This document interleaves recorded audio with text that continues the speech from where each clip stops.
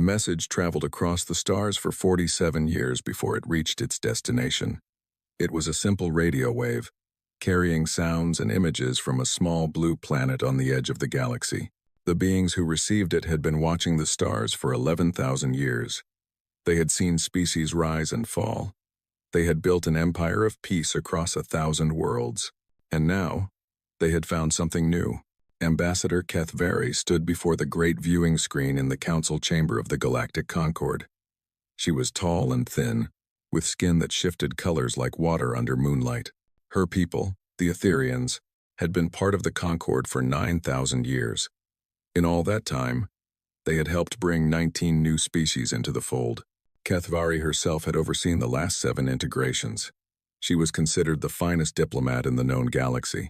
But as she watched the images from the distant planet called Earth, she felt something strange in her chest. The humans, as they called themselves, were unlike anything she had seen before. They were soft, fragile creatures with short lives and limited senses. They could not see into the ultraviolet spectrum. They could not hear the low songs of the cosmos. They lived for barely 100 years, if they were lucky. And yet, in those short lives, they had done terrible things to each other. The images showed wars, endless wars, humans fighting humans with stones, then swords, then guns, then bombs that could turn cities to ash. They killed each other over land, over resources, over ideas, over differences so small that HFY could not even understand them. In just 10,000 years, they had gone from caves to nuclear weapons. The speed of their development was frightening. "They are primitive," said Counselor Veth, a massive being covered in thick gray plates. His species, the Torvani, were known for their caution. "We should not contact them. They are dangerous. All young species are dangerous," HFY replied. "That is why we must guide them. If we leave them alone, they will destroy themselves. Or worse, they will develop interstellar travel and bring their violence to the stars." The council debated for 3 standard cycles. In the end, they voted to send a welcome fleet. 12 beautiful white ships, each one carrying diplomats, translators, cultural experts, and gifts. They would meet the humans at the edge of their solar system and invite them to join the great family of civilized species. HFY was chosen to lead the mission. She spent months preparing. She learned the human languages, studied their cultures, watched their films, and read their books. She found much to admire. Humans had created beautiful art, moving music, and stories that touched something deep inside her. They were capable of great kindness and great cruelty, often at the same time. They were complicated in ways that older species had long forgotten. The journey to Sol System took 2 years. When the welcome fleet finally arrived at the designated coordinates, they found nothing waiting for them. The humans had detected their approach, of course. Earth's primitive radio telescopes had picked up the fleet's energy signatures months ago. But there was no response. No greeting. Nothing. HFY waited. She sent messages in every human language, explaining who they were and why they had come. She assured the humans that they meant no harm. She invited them to send representatives for peaceful talks. Days passed, then weeks, then months. "Perhaps they are afraid," suggested her assistant, a young Etherian named Mira. "Their history is full of stories about invaders from the sky. They may think we are here to conquer them. Then we must show them we are not," HFY said. She ordered the fleet to power down all weapons.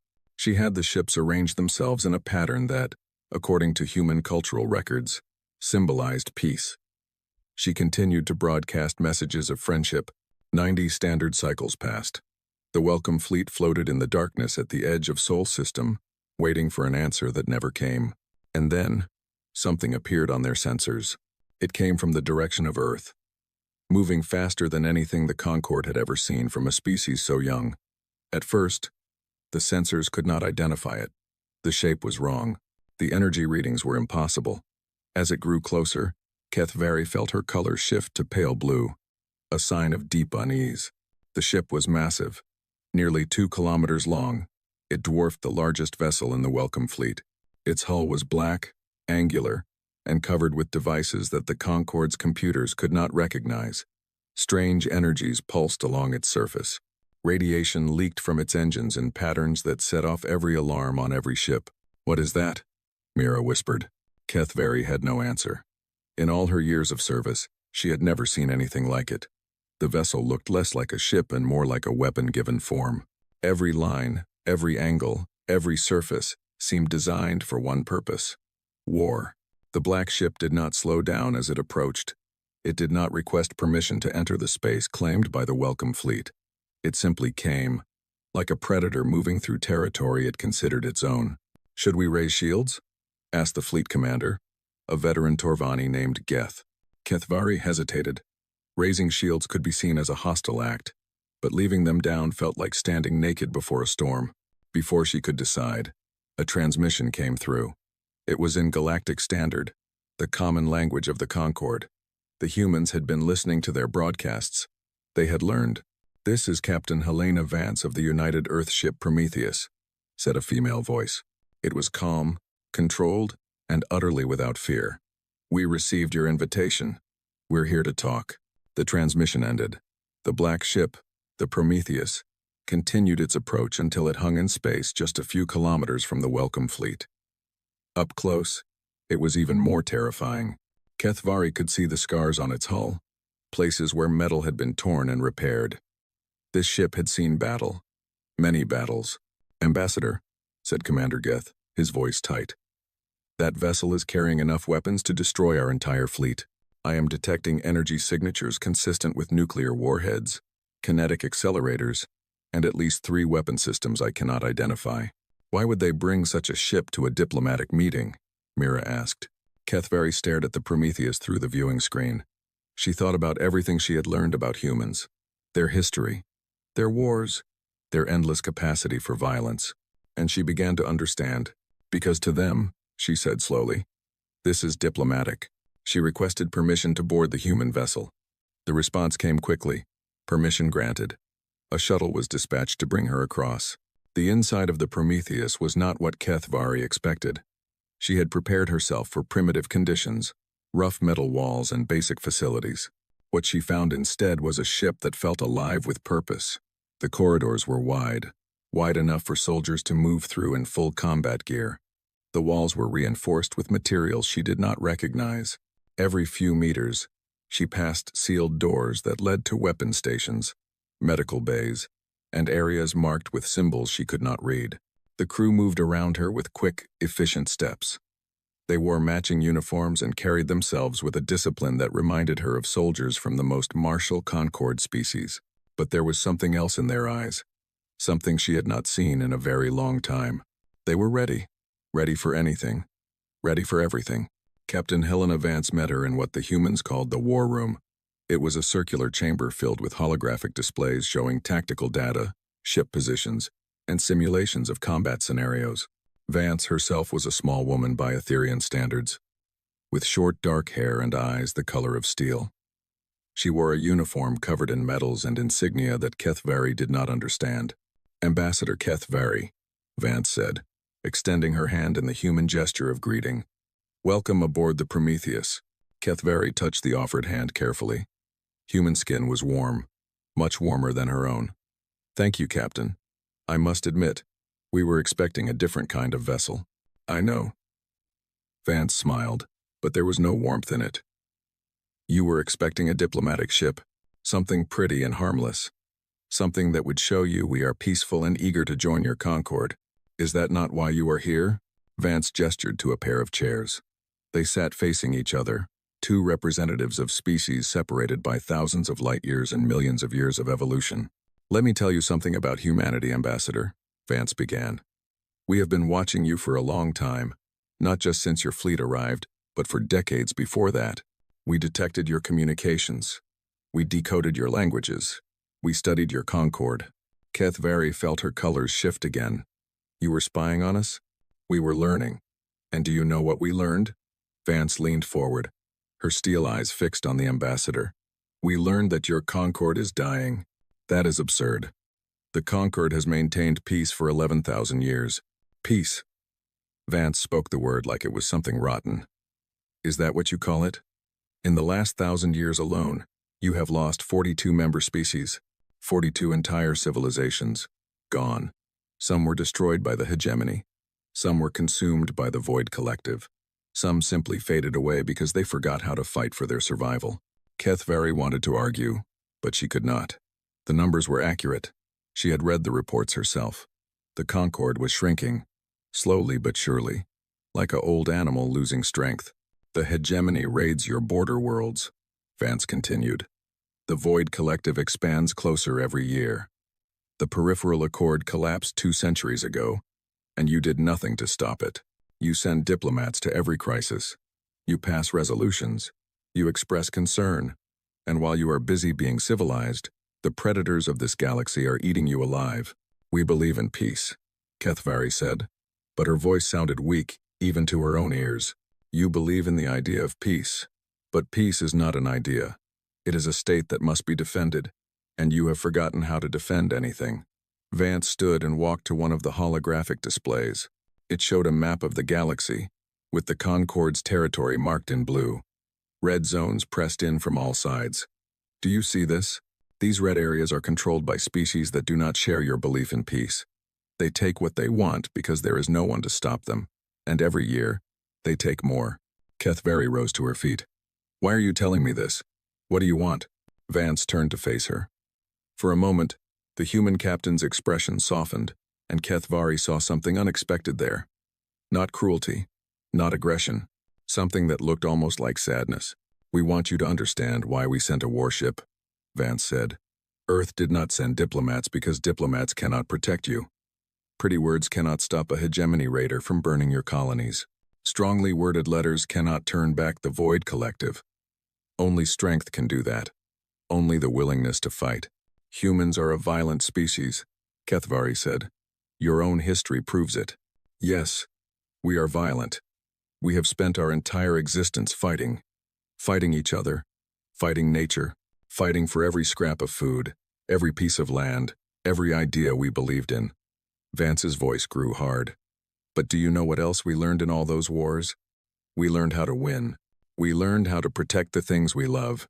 We learned that the universe does not reward the gentle. It rewards the strong. She stepped closer to Kethvari, close enough that the ambassador could feel the heat radiating from her small human body. You invited us to join your Concord. But we did not come here to join. We came here to show you what you have forgotten. We came here to remind you that there is a price for peace, and that price is eternal readiness for war. Kethvari stared at the human captain. In her 3 centuries of diplomatic service, she had met beings from dozens of species. She had negotiated with the most difficult minds in the galaxy, but she had never met anyone like Helena Vance. The woman radiated something that the civilized species of the Concord had long ago lost. She radiated danger. The Concord will not accept your philosophy, Kethvari said finally. We have moved beyond violence. No, Vance replied. You have forgotten violence. There is a difference. And one day, when the threats pressing against your borders finally break through, you will remember that difference. You will remember it as your worlds burn and your people die. She walked back to her chair and sat down, suddenly looking tired.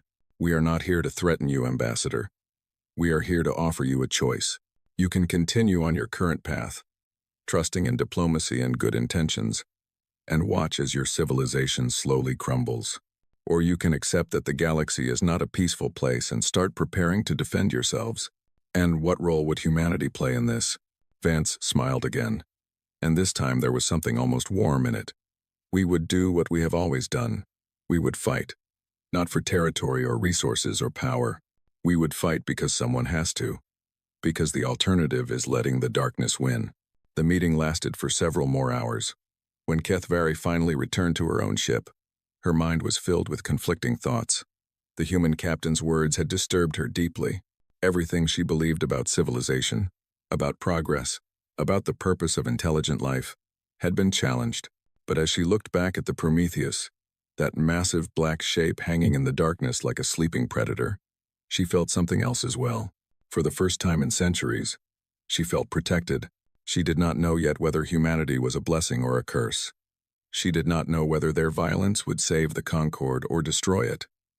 But she knew, with absolute certainty, that the galaxy had changed. The humans had arrived, and nothing would ever be the same. The ambassador returned to her quarters and began composing her report to the High Senate. She wrote for hours, trying to capture everything she had seen and heard. But in the end, she could only think of one way to summarize the encounter. Earth did not send diplomats, she wrote. They sent a warning, and we would be fools not to listen. Outside her window, the Prometheus waited in the darkness, its weapons powered down but ready. Its crew slept in shifts, never leaving the ship undefended. And somewhere in its heart, Captain Helena Vance stared at the stars and thought about all the battles yet to come. The humans had arrived, and they had brought terror with them. But perhaps, Kethvari thought as sleep finally claimed her, that was exactly what the galaxy needed. The High Senate of the Galactic Concord had not seen such chaos in 300 years. Beings from 47 different species filled the great chamber, their voices rising in argument and fear. Holographic displays showed images of the human warship from every angle, each view more disturbing than the last. "They are savages," shouted Counselor Veth, his gray plates flushing dark with anger. "Their ship is designed for nothing but destruction. We must declare them a threat and close our borders." "And what good would that do?" replied a small, furry being named Trix, representative of the Milani traders. "Did you see the energy readings from their engines? They could cross our entire territory in weeks. Closing borders means nothing to them." Ambassador Kethvari stood at the center of the chamber, waiting for her turn to speak. She had spent the journey back from Sol System reviewing everything she knew about humans. The more she learned, the more complicated her feelings became. Finally, the Senate speaker, an ancient being whose species no one could remember, called for silence. Ambassador Kethvari will now present her full report. Kethvari stepped forward. Every eye in the chamber turned to her. "Honored members of the Senate," she began, "I have met with Captain Helena Vance of the human vessel Prometheus. I have walked their ship, spoken with their crew, and studied their species in detail. What I have to tell you will not be easy to hear." She activated her own holographic display. Instead of showing the warship, she showed images from human history, paintings of ancient battles, photographs of burning cities, video of soldiers marching across torn landscapes. "Humans have been at war with themselves for their entire existence," she said. "In just the last century of their history, they fought 2 conflicts that killed over 100 million of their own kind. They developed weapons capable of destroying their planet many times over. They stood at the edge of extinction more than once." "This proves our point," Counselor Veth interrupted. "They are too dangerous to. Please, let me finish." Kethvari's voice was firm. "Yes, humans are violent. Yes, their history is filled with horror. But there is another side to their story." She changed the display. Now it showed different images. A human doctor treating a sick child, firefighters running into a burning building, soldiers sharing their food with enemy prisoners, scientists working together across national boundaries to cure diseases. In the midst of all their violence, humans developed something remarkable, Kethvari said. They developed compassion, not the easy compassion of species who have never known struggle, but the hard compassion that comes from understanding suffering. They help each other not because it is easy, but because they know what it means to need help. "Pretty words," said another counselor, a crystalline being whose name translated roughly as shimmering truth. "But what does this have to do with the threat they pose?" "Everything." Kethvari took a deep breath. "Captain Vance told me something during our meeting. She said that humans do not fight because they enjoy it. They fight because they have no choice. On their world, peace was never given. It had to be earned, defended, and protected." She paused, letting her words sink in. "The Concord has enjoyed peace for 11,000 years. We have become comfortable. We have forgotten what it means to struggle. And because of that, we have forgotten how to protect ourselves." A murmur ran through the chamber. Many of the counselors shifted uncomfortably in their seats. "The humans see what we cannot see," Kethvari continued. "They see that our peace is not strength. It is weakness pretending to be strength. The hegemony raids our borders because they know we will not fight back. The Void Collective expands toward us because they know we will not stop them. We have traded our survival instinct for comfortable lies." "What are you suggesting?" asked the Senate speaker. "That we abandon our principles? That we become like them?" "No, I am suggesting that we learn from them." Kethvari turned to face the entire chamber. The humans did not send a warship to threaten us. They sent it to show us what protection looks like. They want us to understand that peace is not the absence of weapons. Peace is having the strength to defend what you love. The debate that followed lasted for 3 days. Counselors argued. Alliances shifted. Old friendships were tested. But in the end, the Senate reached a decision that would change the course of galactic history. They invited the humans to send a delegation to the Concorde's capital world. The Prometheus arrived 2 weeks later, accompanied by 2 other human vessels, the Achilles and the Thermopylae. The names meant nothing to the Concorde's translators, but Ambassador Kethvari had done her research. These were names from human history, names of warriors who had fought against impossible odds, names of heroes who had died protecting others. The humans were making a statement. They were telling the galaxy who they were. Captain Vance led the human delegation.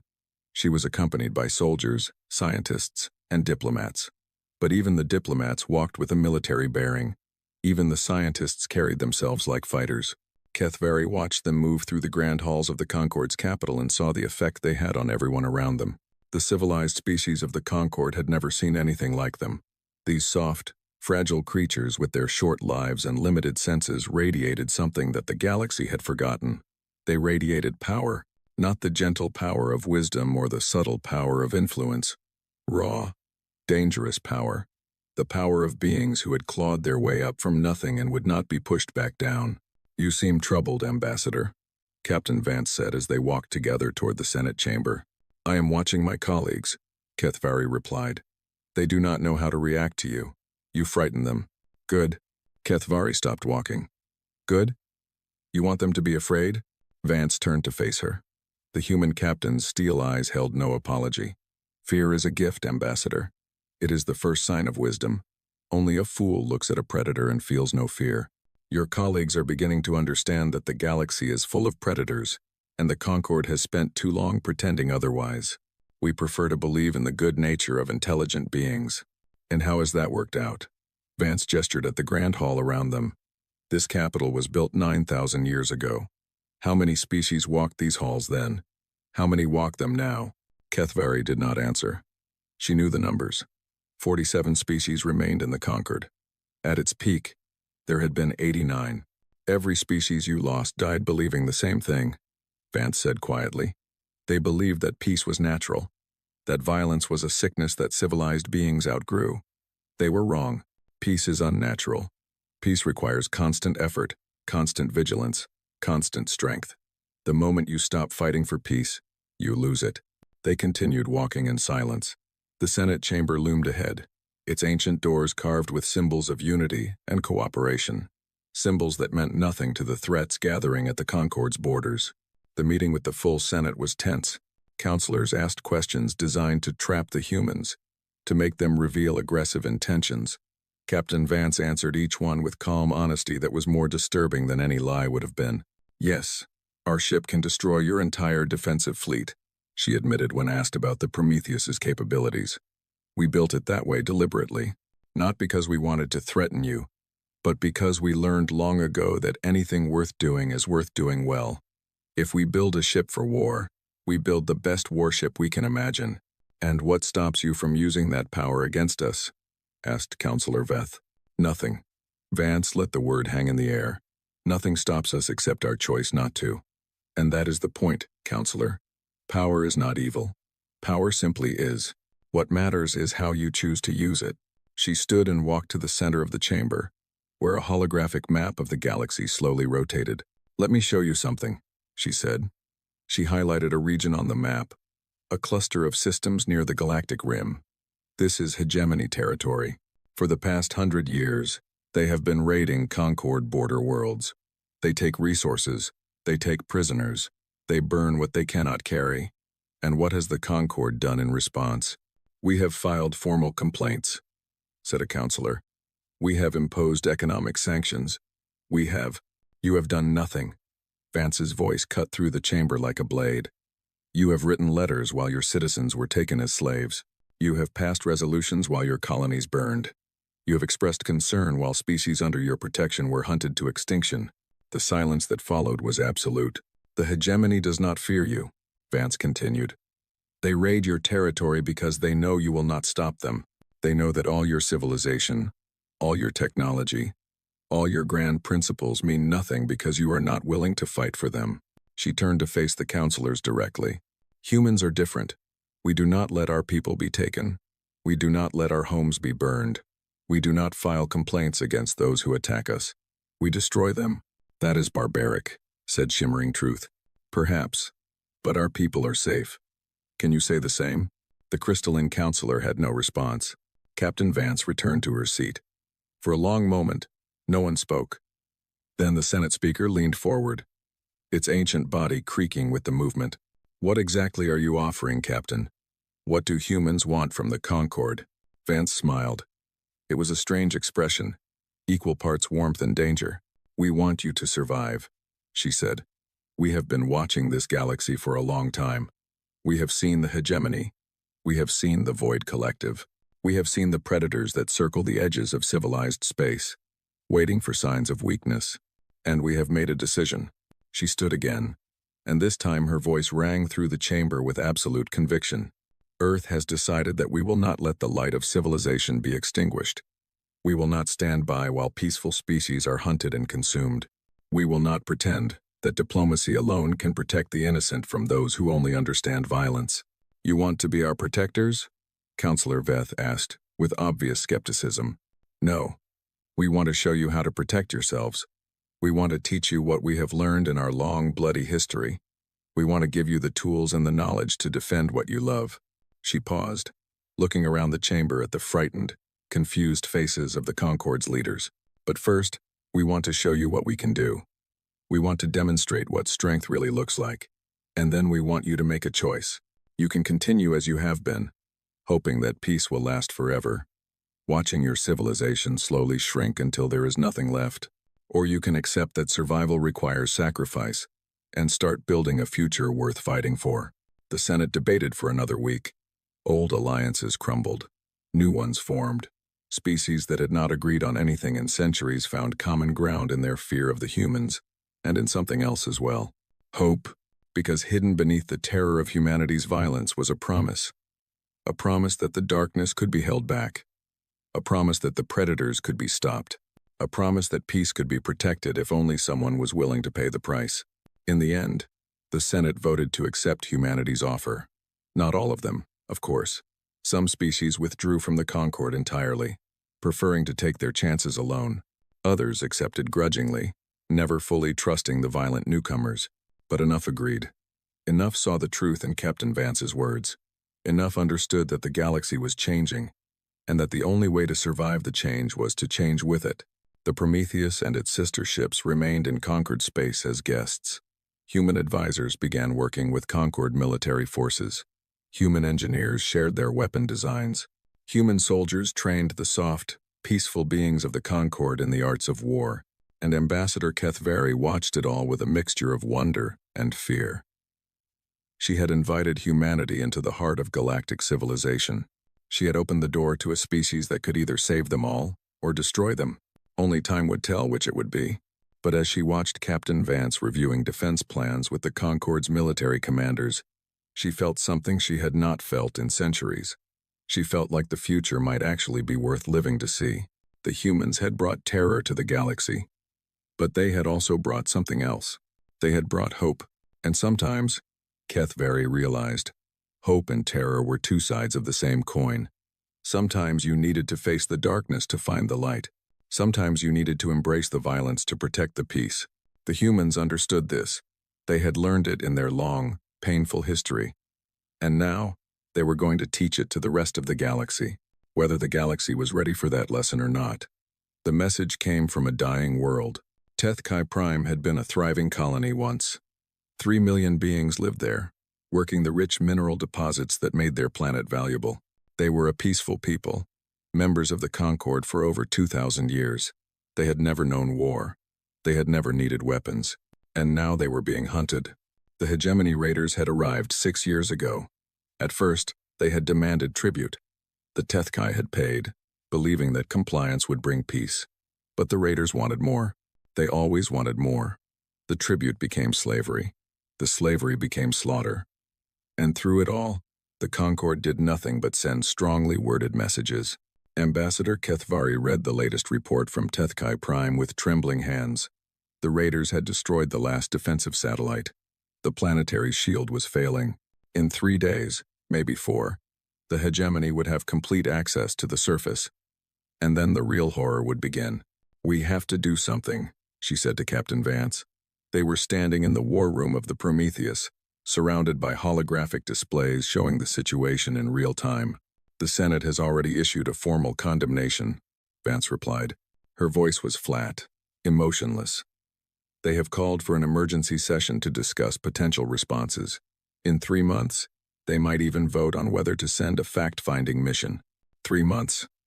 The Tethkai will all be dead in 3 months.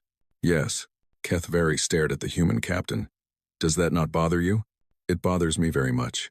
Vance turned to face her, and the ambassador saw something burning in those steel eyes, something that looked like anger held under tight control. "It bothers me that 3 million innocent beings are going to die because your Concorde is too civilized to save them. It bothers me that the hegemony has been doing this for centuries and no one has ever stopped them. It bothers me that the galaxy is full of predators and cowards, and the cowards refuse to admit they are being eaten. Then do something." The words hung in the air between them. Vance did not respond immediately. She turned back to the holographic display, studying the positions of the hegemony ships, the condition of the Tethkai defenses, the time remaining before collapse. "If we intervene," she said slowly, "we will be acting without Senate approval. We will be violating Concorde protocols. We will be starting a conflict that could spread across the entire galaxy. I know. Your people will condemn us. They will call us warmongers, aggressors, violent primitives who cannot control their impulses. I know." Vance turned to face her again. "And you still want us to go?" Kethvari thought about the 3 million beings on Tethkai Prime. She thought about the messages she had received from their leaders, begging for help that would never come. She thought about the children who would be taken as slaves, the elderly who would be worked to death, the families that would be torn apart. "Yes," she said. "I want you to go." Captain Vance smiled. It was a cold smile, the smile of a predator about to hunt. "Then watch," she said. "Watch what humans can do when we decide to fight." The Prometheus left Concorde space without authorization. It was joined by the Achilles and the Thermopylae. 3 ships against 18 hegemony raiders, 3 ships crewed by a species that the Concorde considered barely civilized. The journey to Tethkai Prime took 4 days. During that time, Captain Vance briefed her crew on the mission. The hegemony raiders were not weak opponents. Their ships were fast, heavily armed, and crewed by experienced warriors who had been raiding civilized space for generations. "They outnumber us 6 to 1, Vance told her officers. "They have more guns, more missiles, and more experience fighting together. By any reasonable measure, we should not be able to win this fight." She paused, looking around the briefing room at the men and women who would follow her into battle. "But we are not going to fight reasonably. We are going to fight like humans. We are going to be faster, smarter, and more vicious than anything they have ever faced. We are going to show them what happens when you threaten people under our protection." The officers nodded. There was no fear in their eyes, only determination. "Rules of engagement are simple," Vance continued. "No mercy for those who harm the innocent. No quarter for those who would enslave the helpless. We fight until they are destroyed, or they run. And if they run, we chase them until they cannot run anymore." The Prometheus dropped out of faster-than-light travel at the edge of the Tethkai system. The hegemony fleet detected them immediately. 18 ships turned toward the newcomers, weapons charging, confident in their overwhelming numbers. A transmission came through. The hegemony commander spoke in a harsh, clicking language that the Prometheus's computers translated instantly. "Unknown vessels, you have entered hegemony operational space. Identify yourselves and prepare to be boarded. Resistance will result in destruction." Captain Vance leaned forward in her command chair. "This is Captain Helena Vance of the United Earth ship Prometheus. I am here to give you one chance to leave this system. Take your ships and go. Never return to conquered space. Do this, and I will let you live." Silence. Then laughter. The hegemony commander's clicking sounds transformed into something that was clearly amusement. "You are 3 ships against 18. You are either very brave or very stupid. We will enjoy taking you apart." Vance nodded to her communications officer. The channel closed. Then she spoke to her crew. "All hands, battle stations. We are weapons free." The Prometheus leaped forward like a hunting animal released from its cage. The Achilles and Thermopylae flanked her, spreading out to maximize their fields of fire. The three human ships accelerated directly toward the hegemony formation. The raiders opened fire first. Plasma bolts and missiles streaked through space toward the approaching humans. It was a wall of destruction that should have obliterated anything in its path. It hit nothing. The human ships moved in ways that should have been impossible for vessels of their size.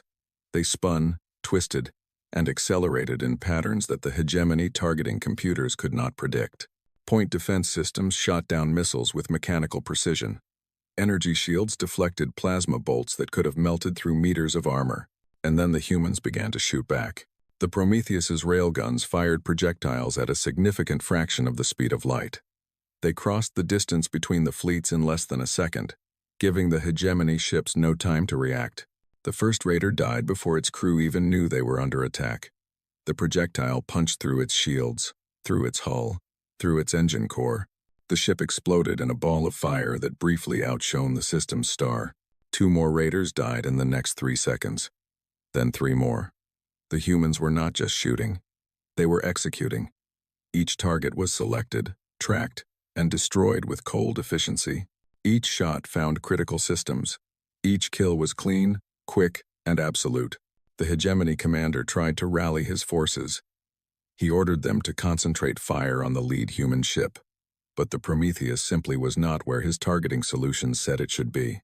The human captain seemed to know where every shot was going to be before it was fired. She danced her massive warship through the battle like a living thing. Always moving, always shooting, always killing.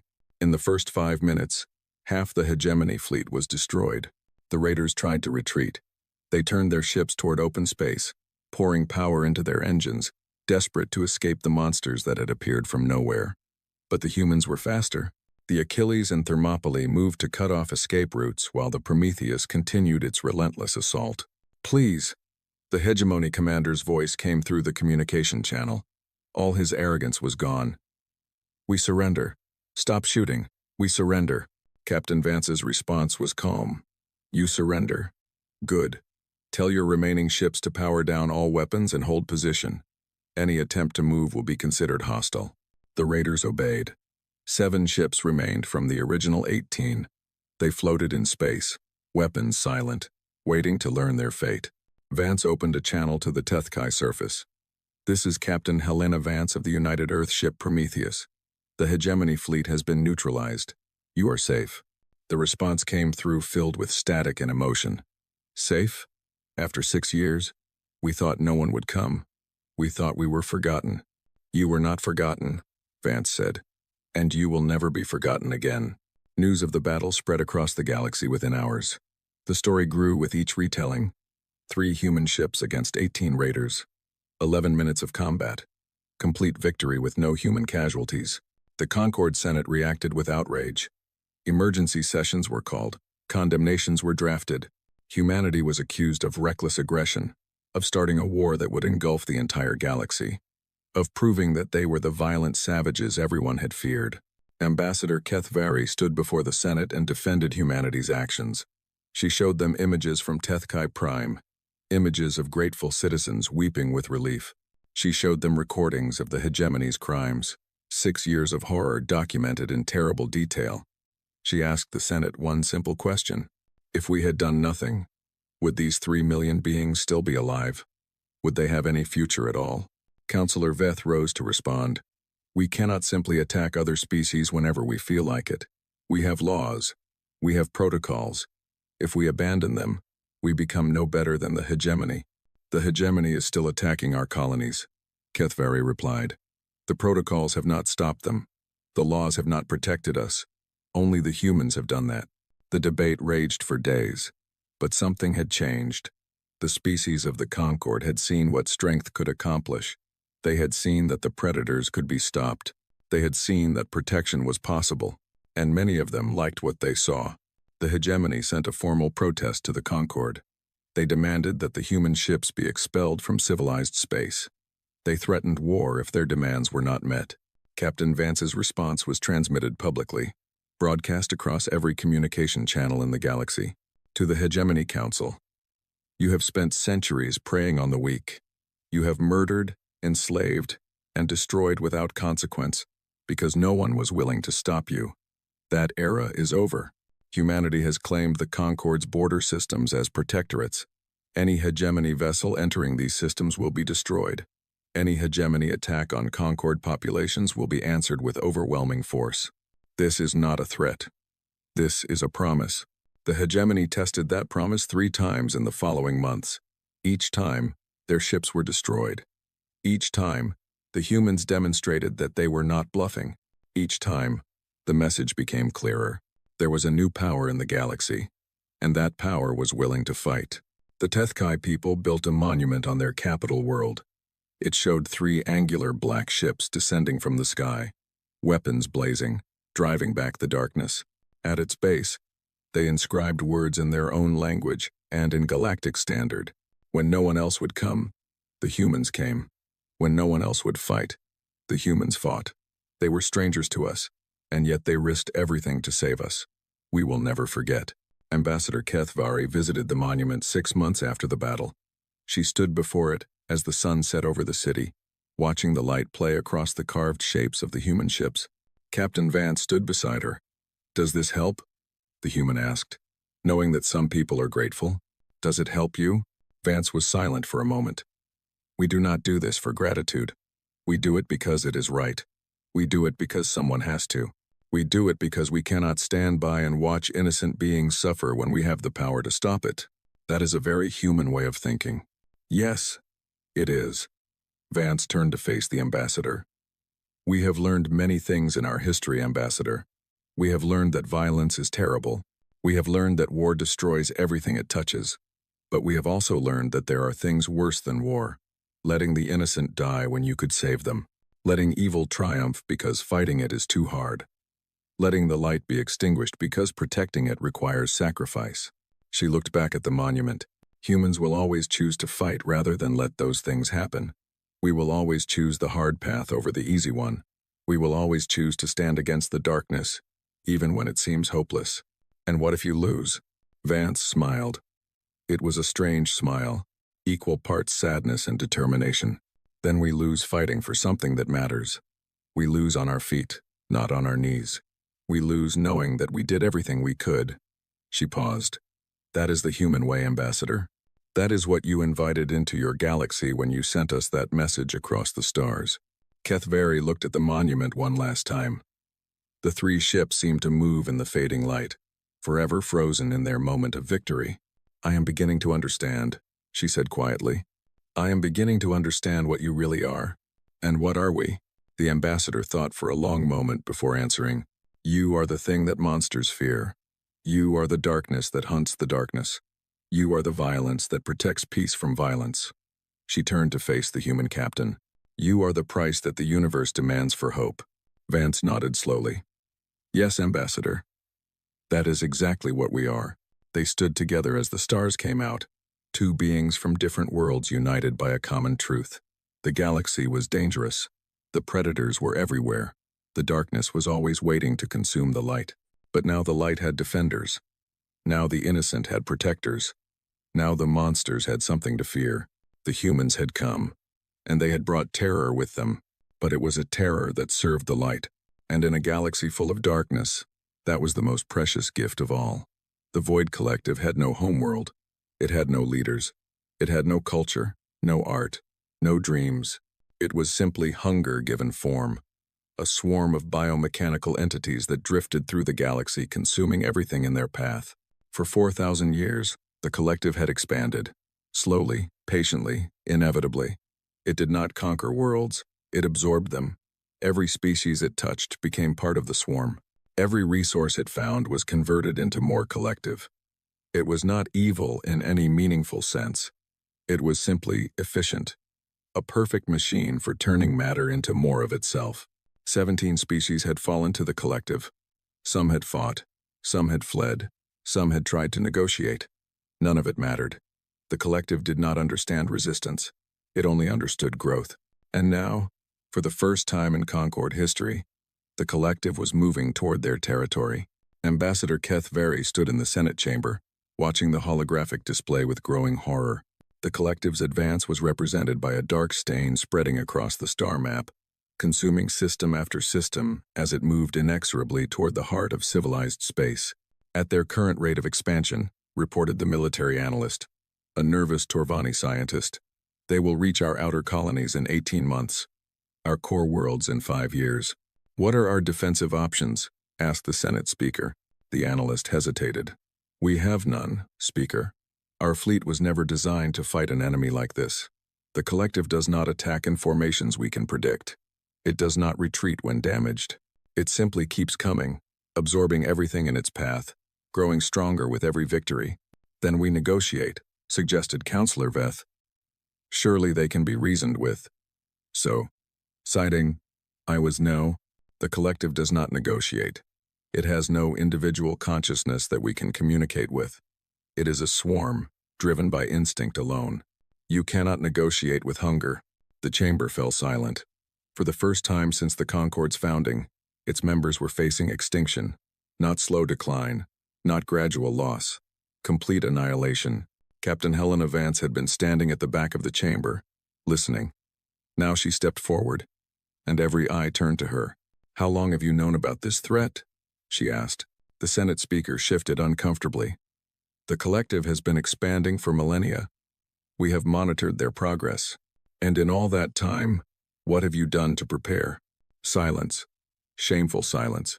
Vance nodded slowly. I see. You watched an extinction-level threat approach for thousands of years, and you did nothing. You hoped it would change direction. You hoped someone else would stop it. You hoped that somehow, miraculously, the problem would solve itself. What would you have us do? Counselor Veth demanded. Attack them? That would only feed the swarm. Every ship we lose becomes part of them. Yes, it would. If you fought the way you always fight. If you fought defensively, cautiously, hoping to minimize losses. Vance's voice hardened. But humans do not fight to minimize losses. We fight to win. We fight to destroy the enemy so completely that they can never threaten us again. The collective cannot be destroyed, the military analyst said. They regenerate. They adapt. Have they ever faced humanity? The question hung in the air. The analyst had no answer. Vance turned to face the Senate. Counselors, I am not going to lie to you. The collective is the most dangerous enemy I have ever seen. They have consumed species far older and more powerful than mine. Defeating them may be impossible. She paused, letting the weight of her words sink in. But impossible is just a word. Humans have faced impossible odds before. We have fought enemies that should have destroyed us. We have survived plagues that should have exterminated us. We have overcome divisions that should have torn us apart. We do not accept impossible. We find a way. And what way do you propose to find? The speaker asked. Let us fight. Let the human fleet engage the collective vanguard. Let us show you what humans can do when our backs are against the wall.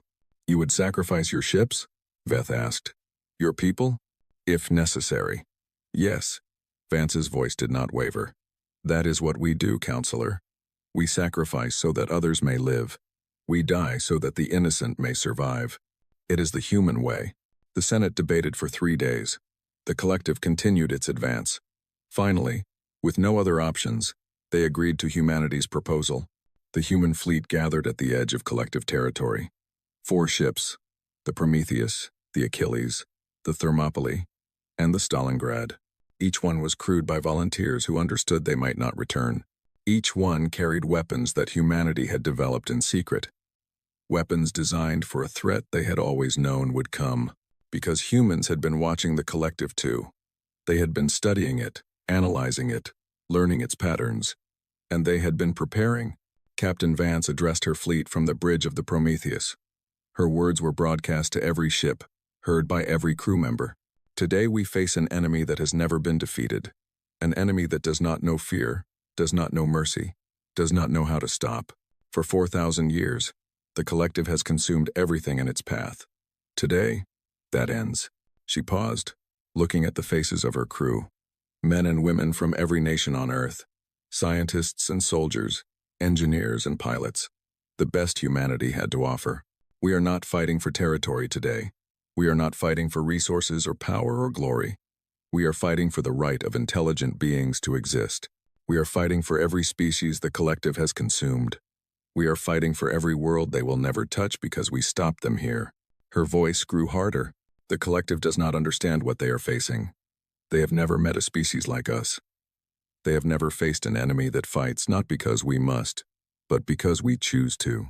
They have never encountered beings who would rather die than let evil triumph. She raised her fist. Today, we teach them. Today, we show them what humanity really is.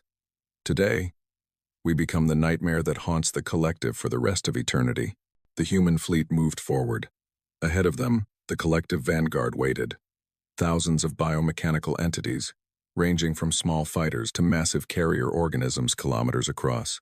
They moved with perfect coordination, a single mind controlling countless bodies. The battle began at 0600 hours, Galactic Standard Time. It would last 9 days. The collective fought as it always fought, with overwhelming numbers and relentless pressure. Swarms of entities poured toward the human ships, seeking to surround and absorb them. Tentacles reached across the vacuum, trying to latch onto hulls and begin the consumption process. But the humans were ready. The Prometheus led the assault, its railguns firing in patterns that seemed random but were anything but. Each shot was calculated to create chain reactions, destroying multiple entities with single projectiles. The ship moved constantly, never giving the collective a stationary target. The Achilles and Thermopylae flanked the formation, their weapons creating fields of destruction that no collective entity could survive. They fought back to back, covering each other's weaknesses, moving as a single unit despite being separate ships. And the Stalingrad did something that no collective opponent had ever done before. It charged directly into the heart of the swarm. The ship was a sacrifice. Its crew knew this. They had volunteered knowing they would not survive. But they did not go quietly. They carried a weapon that humanity had developed specifically for this moment, a device that generated a cascade reaction in collective biomass, turning their regenerative abilities against them. The Stalingrad reached the center of the vanguard formation. Its captain, a gray-haired woman named Ivanova, transmitted one final message. For Earth, for humanity, for everyone the collective has taken. This is how we say goodbye. The cascade device activated. A wave of energy rippled outward, touching every collective entity within range. And everywhere it touched, the collective began to die. Not just die, dissolve. The same regenerative processes that made them so dangerous now worked in reverse, breaking down biomass instead of building it up. Thousands of entities crumbled to dust in seconds. The heart of the vanguard simply ceased to exist. The Stalingrad went with them. Its crew died instantly, consumed by the same energy they had unleashed. But their sacrifice accomplished what 4,000 years of resistance had failed to achieve. The collective retreated. For the first time in its existence, the swarm stopped advancing. For the first time, it encountered something that actually threatened it. For the first time, it felt something that might have been called fear. The remaining human ships did not let them escape easily. For 8 more days, they pursued the retreating collective, destroying stragglers, preventing reorganization, making clear that this was not a temporary setback. This was a permanent change. When the battle finally ended, the collective vanguard was gone. Not just defeated, destroyed. The swarm that had terrified the galaxy for 4,000 years had been broken by 4 ships and the willingness to die for something greater than themselves. The news spread across civilized space like wildfire. Species that had given up hope began to believe again. Worlds that had prepared for absorption began to rebuild. The Concorde, which had accepted its own extinction, realized that it might actually survive. Ambassador Kethveri was waiting when the surviving human ships returned. Only 3 came back: the Prometheus, the Achilles, and the Thermopylae. They were battered, scarred, and exhausted, but they were victorious. Captain Vance stepped off the shuttle, looking older than she had just weeks before. Her uniform was torn, her face was pale, and her eyes held the weight of everyone she had lost. "Captain," Kethveri said, "I do not have words for what you have done. Words are not necessary." Vance's voice was hoarse. The Stalingrad had a crew of 400. They all knew they were not coming back. They went anyway.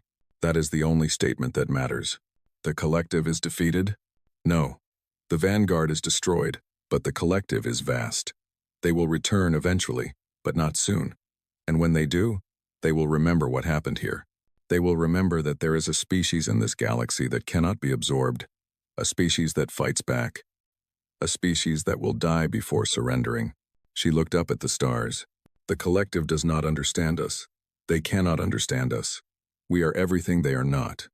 They are efficiency. We are defiance. They are calculation. We are sacrifice. They are the certainty of consumption. We are the impossible hope of resistance. HFY stood beside her, following her gaze. What you did, I still do not fully comprehend it. You sent your people to die. No, I let them choose to die. There is a difference. Vance turned to face the ambassador. Every person on the Stalingrad made their own choice. They were not ordered. They were not forced. They volunteered because they understood what was at stake. They chose to give their lives so that others could live. Why? Why would anyone make that choice? Vance was silent for a long moment. When she spoke, her voice was soft. Because that is what it means to be human. We are not the smartest species. We are not the strongest. We are not the most advanced. But we have something that the collective will never understand. We have love. Love for our families, our friends, our species. Love for the idea of a future worth living. And love, Ambassador, is the only force in the universe more powerful than fear. She smiled, and despite her exhaustion, there was warmth in it. The collective consumes because that is all it knows. But humans protect. We protect the people we love. We protect the ideas we believe in. We protect the future we want to see. And when something threatens what we love, we fight. We fight until we cannot fight anymore. We fight until the threat is destroyed or we are.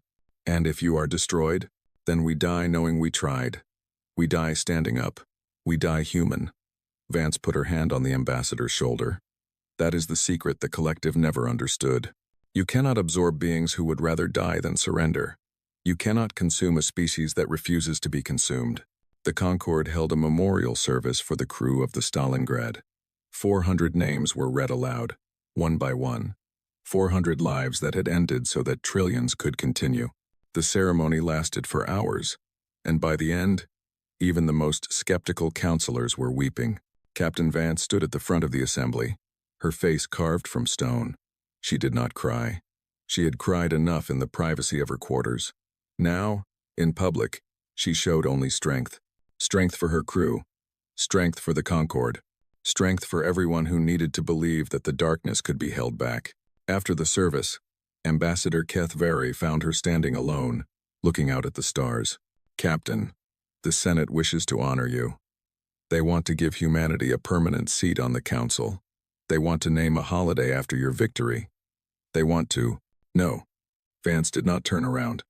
We did not fight for honors. We did not sacrifice 400 lives for a holiday. We did it because it was right. We did it because someone had to. We did it because that is who we are. She finally turned to face the ambassador. Tell the Senate thank you. But no. The best way to honor the Stalingrad is to make sure their sacrifice meant something. Build defenses. Train soldiers. Prepare for the day the collective returns. Make sure that when that day comes, the galaxy is ready. And humanity? Vance smiled. It was a tired smile, but a real one. Humanity will be where we always are. On the front lines. In the darkness. Between the monsters and the innocent. She looked back at the stars. That is our purpose now. That is what we were born to do. To fight the battles no one else can fight. To face the horrors no one else can face. To be the shield that protects civilization from its own destruction. She began walking toward her shuttle, then stopped. Ambassador, tell your Senate one more thing. Yes, Captain. Tell them that the crew of the Stalingrad did not die as victims. They died as warriors. They died as heroes. They died as humans. Her voice grew hard. And tell them that for every human who falls, 10 more will rise to take their place. We are not a species that surrenders. We are not a species that gives up. We are humanity, and we have just begun to fight. She walked away, leaving the ambassador alone with the stars and the weight of everything she had witnessed. The humans had saved the galaxy. They had done the impossible, and they had done it by being exactly what everyone had feared they were: violent, relentless, terrifying, but also brave, selfless, willing to die for strangers they had never met. The galaxy would never be the same. The collective would never forget. And somewhere in the darkness, monsters who had hunted with impunity for millennia looked toward civilized space and felt, for the first time in their existence, afraid. The humans had arrived, and they had brought terror with them, but it was a terror that served the light, a terror that protected the innocent, a terror that the darkness had every reason to fear. And that, HFY realized, was exactly what the universe needed. 5 years had passed since the Battle of the Threshold. 5 years since the Void Collective learned that the galaxy contained something it could not consume. 5 years since everything changed. Ambassador HFY stood on the observation deck of the Concorde's newest station, watching the stars. Behind her, the sounds of celebration echoed through the corridors. Today marked the anniversary of humanity's arrival in Concorde space. Today, the galaxy remembered how close it had come to extinction and how it had been saved. The view from the deck showed a galaxy transformed. Where once there had been fear and decline, now there was hope and growth.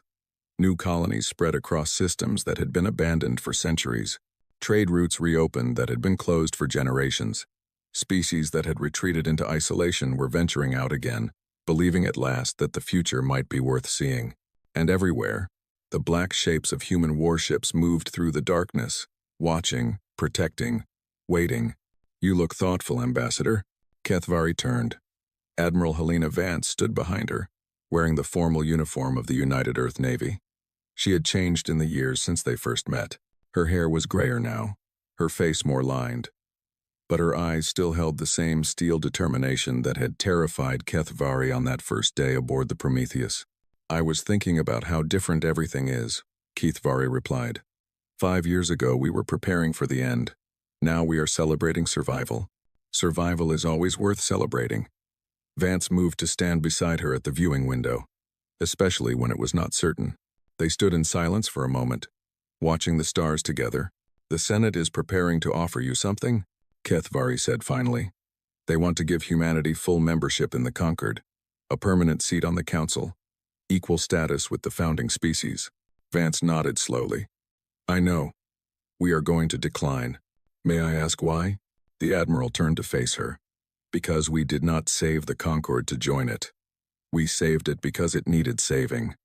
We saved it because that is what we do." "I do not understand. Do you not want the power? The influence?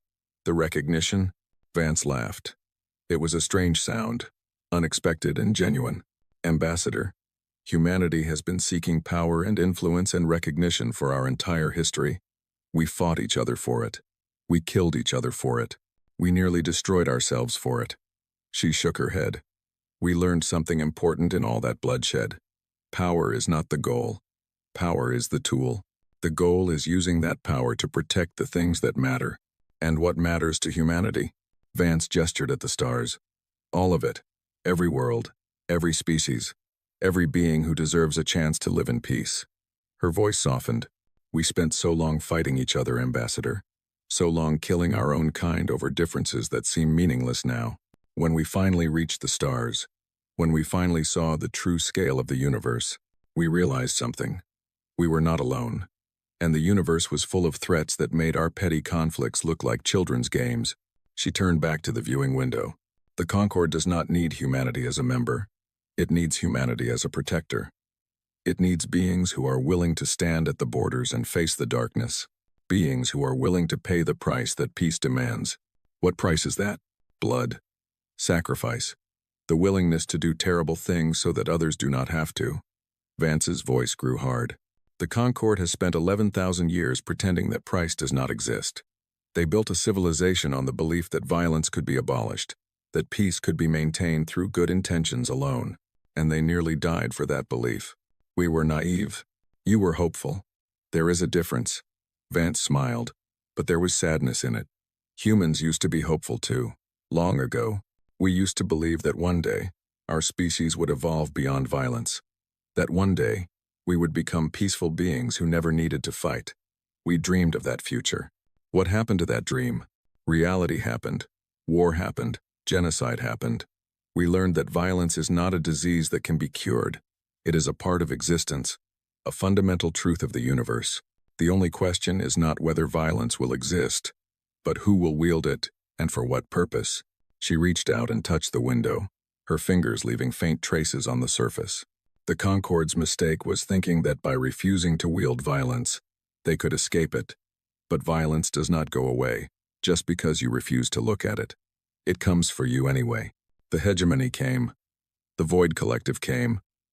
They came because they saw weakness, and predators always attack weakness. And humanity? Vance's smile turned cold. We are not weak. We have never been weak. Even at our lowest points, when we were dying by the millions, we fought back. We always fight back. It is in our nature. It is in our blood. It is the one thing about us that will never change. Keth very considered this for a long moment. Then she asked the question that had been haunting her for 5 years. Are we safe now, Admiral? Is the Concorde truly protected? No, Vance answered without hesitation. You are not safe. You will never be safe. Safety is an illusion, Ambassador. The galaxy is vast and old and full of things that want to consume or destroy everything you have built. The collective will return someday. The hegemony still exists, and there are other threats out there, things we have not even discovered yet, waiting in the darkness. She turned to face Kethvari directly. But here is what I can promise you.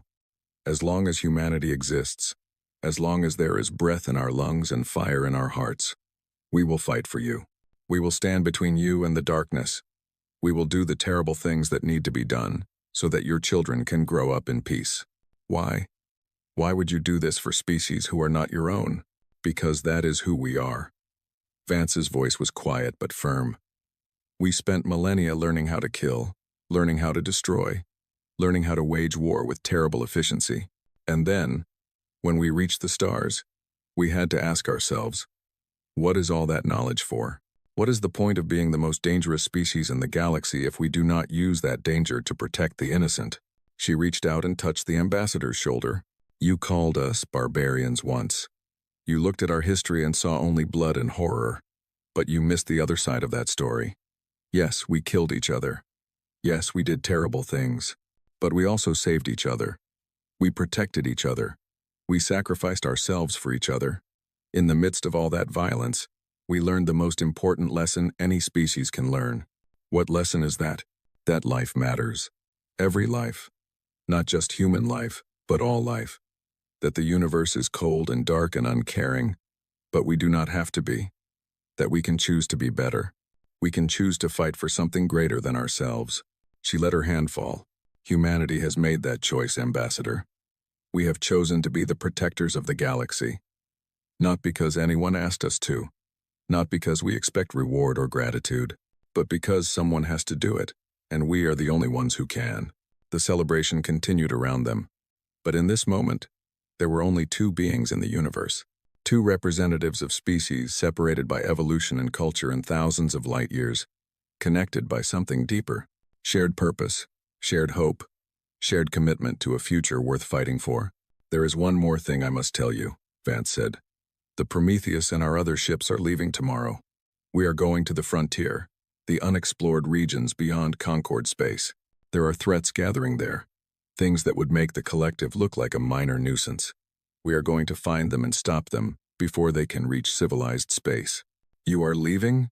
But the celebration was not for us. Vance smiled. It was for the Concorde, for the species who survived and the future they will build together. Humanity does not need celebrations, Ambassador. We need battles. We need enemies. We need something to fight. That sounds exhausting. It is. It is the most exhausting existence imaginable. Always watching, always waiting, always ready for the next threat. Vance's eyes went distant. But it is also the most meaningful. Every day, I wake up knowing that my actions matter, that the battles I fight protect billions of innocent beings, that my species has finally found its purpose in the universe. Kethvari felt tears forming in her eyes. In all her centuries of diplomatic service, she had never met anyone like Helena Vance. The woman was everything the Conquered had feared about humanity. Violent, dangerous, utterly committed to the use of force. But she was also everything the Conquered desperately needed. Brave, selfless, willing to sacrifice herself for strangers. "I do not know how to thank you," Kethvari said. "For everything you have done, do not thank us. Prove that our sacrifices were worth it." Vance's voice hardened. "Build a Concord that deserves protection. Create a civilization that values freedom, justice, and the dignity of all intelligent life. Make something beautiful out of this galaxy, Ambassador. Make something that our children will be proud to defend. And if we fail, then we will keep defending you anyway." Vance smiled, and for a moment, she looked almost peaceful. "That is the nature of our commitment. It does not depend on your worthiness. It does not require your gratitude. We will fight for you because fighting is what we do. We will protect you because protection is our purpose. We will die for you because that is the price we have chosen to pay." She began to walk toward the door, then stopped. "One final thing, Ambassador. A warning." Kethvari straightened. "Yes? The galaxy is watching you now. The predators, the monsters, the things that lurk in the darkness. They have seen what happened to the Hegemony Raiders. They have seen what happened to the Void Collective. They know that humanity stands between them and the civilized worlds." Her voice dropped to a near whisper. "But we cannot be everywhere. We cannot fight every battle. There will come a time when a threat appears and no human ships are there to stop it. When that happens, you must be ready. You must be willing to fight for yourselves." "I understand." "No, you do not. Not yet." Vance turned to face her one last time. "But you will. We are going to teach you, not just how to use weapons, but how to use them wisely. Not just how to fight, but when to fight. Not just how to win, but what is worth winning." She stepped closer to the Ambassador. "The Concord has spent 11,000 years running from violence. Now you must learn to embrace it. Not as something good, but as something necessary. Not as a first resort, but as a last resort that must always be available. Violence is a tool, Ambassador. Like any tool, it can build or destroy. Humanity has learned to use it for building. We will teach you to do the same. And then, one day, you will not need us anymore. You will have your own protectors, your own warriors, your own shields against the darkness." Vance smiled, and there was something wistful in her expression. "That is our goal, Ambassador. Not to rule the galaxy, but to make it strong enough to defend itself. Not to be worshipped as saviors, but to work ourselves out of a job. I cannot imagine a galaxy without humanity watching over it. Neither can I. But that does not mean we should not try to create one." Vance opened the door. Beyond, the sounds of celebration grew louder. "Goodbye, Ambassador. We will meet again when the next crisis comes. Until then, remember what I told you. Remember what humanity really is." "What are you?" Vance paused in the doorway. When she spoke, her voice carried the weight of 400 years of human history. 400 years of war and peace and sacrifice and hope. "We are the ones who go into the darkness so that others can live in the light. We are the price that the universe demands for civilization. We are the violence that protects peace, the terror that guards the innocent, the nightmare that hunts the nightmares." She looked back over her shoulder, and her eyes burned with the fire of 1,000 battles. "We are humanity. We are the thing that monsters fear, and we will never, ever stop fighting for you." She walked away, disappearing into the crowd of celebrating beings. Kethvari watched her go, feeling the weight of everything she had learned pressing down on her. The celebration continued through the night. Species that had never danced together moved in awkward harmony. Languages that had never mixed blended into songs of hope and gratitude. The galaxy celebrated its survival, its future, its chance to build something beautiful among the stars. And somewhere in the darkness, the human fleet prepared for departure. Ships loaded supplies, crews said goodbye to loved ones. Captains reviewed mission plans for expeditions into the unknown. They were leaving the safety of civilized space, heading toward dangers that no one had ever faced. They were afraid. Of course they were afraid. They were human, after all, and humans had never been stupid enough to face death without fear. But they were going anyway, because that was what humans did. They faced their fears. They fought their battles. They paid the prices that no one else was willing to pay. Admiral Vance stood on the bridge of the Prometheus as it prepared to leave orbit. Around her, crew members moved with practiced efficiency, preparing for a journey that would take them to the edge of the known universe. "Admiral," said her first officer, "we are ready to depart. Any last messages for the Concord?" "No, Admiral. Just the standard notification of our departure." Vance nodded. She looked at the view screen, where the Concord's capital world hung like a blue jewel against the blackness of space. Millions of beings lived down there, going about their daily lives, safe and protected because humanity had chosen to make them so. "Helm," she said, "take us out." The Prometheus turned away from the light and headed toward the darkness. The Achilles and Thermopylae followed, along with a dozen new ships that had been built in the 5 years since the Battle of the Threshold. Together, they formed a fleet that could face any threat the galaxy might produce. Behind them, the Concorde celebrated. Before them, unknown dangers waited, and between the two, humanity stood guard, as they always had, as they always would. The thing that monsters feared, the terror that served the light, the warship that brought not destruction, but salvation. Earth had not sent diplomats. Earth had sent something far more valuable. Earth had sent hope, wrapped in terror, armed with love, ready to fight for everyone who could not fight for themselves, and the galaxy would never be the same. The stars waited, cold and indifferent. The darkness stretched on forever. But somewhere in that endless night, human ships moved forward, carrying the fire of defiance into the void. They were not going to save the galaxy alone. They were going to teach the galaxy how to save itself. And that, Ambassador Keth Vary realized as she watched the human fleet disappear into the darkness, was the greatest gift any species could give. Not protection, not safety, not peace, but the courage to fight for all three. That was humanity's gift to the universe. And it was a gift that would never stop giving. The celebration continued. The fleet departed.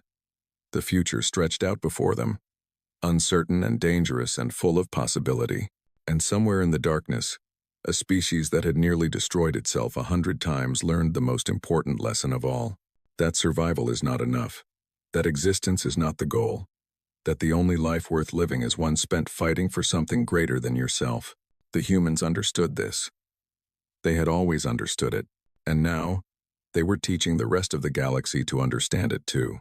One battle at a time, one sacrifice at a time, one impossible victory at a time, until the darkness itself learned to fear the light, until the monsters themselves learned to run from hope, until the galaxy finally understood what humanity had known all along, that the meek do not inherit anything, that the strong protect the meek, and that humanity would always, always be strong enough. For everyone, forever.